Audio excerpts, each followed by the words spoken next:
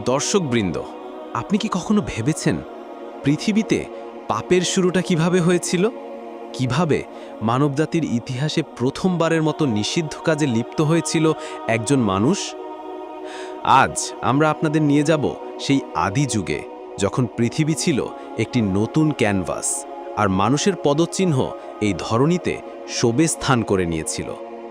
এই গল্প শুধু ইতিহাস নয়, এটি একটি শিক্ষা, একটি সতর্কবাণী এবং মানুষের হৃদয়ে কৌতূহল জাগানোর একটি মাধ্যম। তাই শেষ পর্যন্ত আমাদের সঙ্গে থাকুন, কারণ এই গল্প আপনার মনকে নাড়া দিবে। আদি পিতামাতার গল্প, আদম ও হাওয়া। মানবজাতির ইতিহাস শুরু হয় হযরত আদম ও মা হাওয়ার আলাইহির মাধ্যমে। আল্লাহ তাআলা তাদের জান্নাতে সৃষ্টি করেছিলেন, যেখানে তারা ছিলেন সুখ, শান্তি আর পবিত্রতার মাঝে।